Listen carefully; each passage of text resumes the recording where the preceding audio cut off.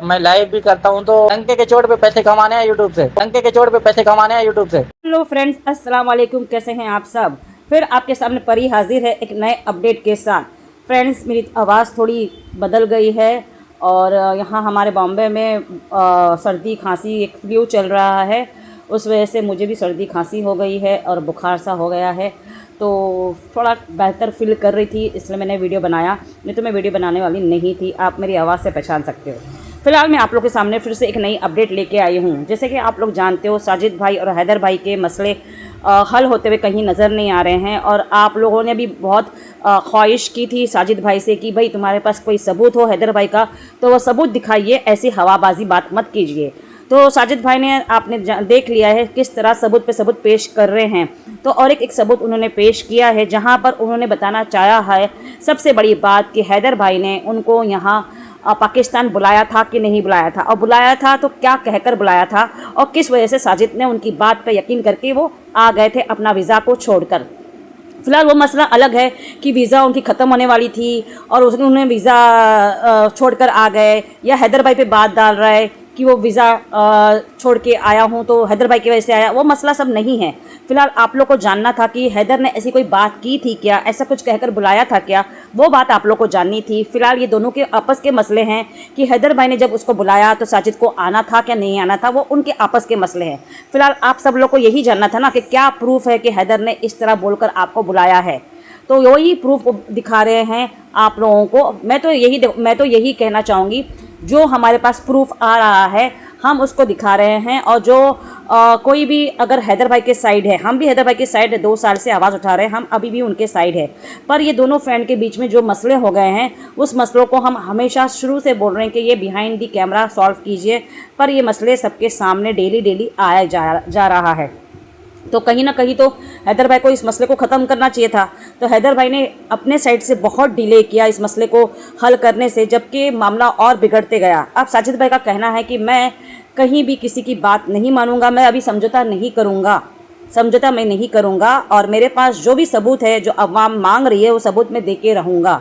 तो इस वजह से वो सबूत अपने ज़ाहिर कर रहे हैं, नहीं तो उनको कोई ज़रूरत नहीं थी सबूत ज़ाहिर करने की, क्योंकि उन्होंने कलाम पाक कुरान शरीफ पे हाथ रख के जो भी उन्होंने कहा था वो सच था।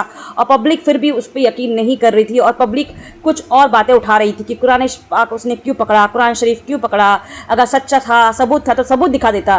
तो उस वजह से उनको सबूत दिखाना पड़ रहा है। उनके पास हर कोई वो सबूत है, जो हैदर भाई से कमिटमेंट हुए थे, बातें हुए थे, वो हर कोई सबूत उनके पास है। तो धीरे धीरे वो हर कोई सबूत अपना पेश कर रहे हैं। अब आप पे हैं कि आप लोग क्या कहेंगे, क्योंकि साजिद भाई ने हमेशा यही कहा कि मैं सबूत पेश करूंगा, फिर जो अवाम बोलेगी मैं वही करूंगा। और अवाम से वो फैसला चाहते हैं और जस्टिस चाहते हैं, और कोई उनका मकसद नहीं है।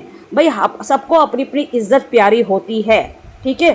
तो उन्होंने अपनी इज्जत रखने के लिए उन्होंने हैदर भाई के इस पूरे सबूत खोल रहे हैं और उनका पर्दाफाश कर रहे हैं। उनको लगता है कि मैं अगर पर्दाफाश नहीं करूँगा, सबूत नहीं बताऊँगा, तो शायद पब्लिक मेरे पे तहमत लगाएगी कि ये वायरल होने के लिए, अपने व्यूज़ बढ़ाने के लिए ऐसी वैसी बातें कर रहा है।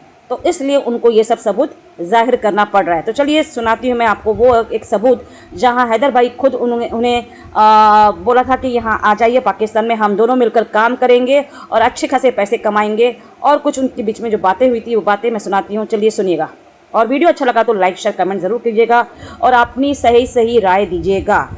ऐसा नहीं है कि हम हैदर भाई के सपोर्ट में नहीं हैं, पर जो आज का प्रेजेंट सिचुएशन है, उस सिचुएशन के हिसाब से हम आपके सामने सच और झूठ लेके आ रहे हैं। फैसला आपके हाथ में है।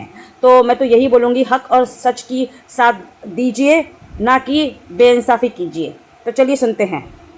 जब मैं सऊदी अरब था, इसने मुझे कहा जल्दी वापस आओ, पैसा कमाएंगे, साथ ही यूट्यूब चैनल चलाएंगे। आज मैं आप सबको वो वॉइस मैसेज सुनाने वाला हूँ। आपने फैसला करना है, गुलाम हैदर यूट्यूब से पैसा कमा रहा है या फिर बच्चों की आवाज़ उठा रहा है। जी बिल्कुल। अभी देखो, मैं लाइव भी करता हूँ तो सब्सक्राइबर काफ़ी बढ़ गए। 12,000 थे, अभी 14,000 है, और 1 लाख से 1,000 थे, अभी 14,000 हो चुके हैं ना। कितने बढ़ गए, समझो 14,000 बढ़ गए।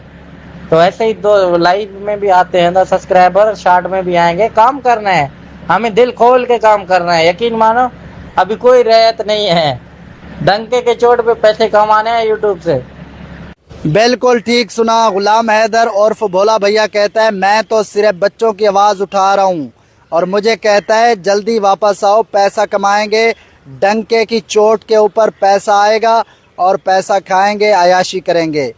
ये बंदा धोखेबाज है, बच्चों के नाम से पैसा कमाता है, अपना पेट भरता है, जो शादी भी कर चुका है, मेरा चैनल भी डिलीट कर चुका है और मेरा वीज़ा भी चट कर चुका है, खा चुका है। फैसला आप सब करें, ऐसे गंदे लोगों की सपोर्ट ना करें जो बच्चों के नाम पे पैसा कमा रहे हैं।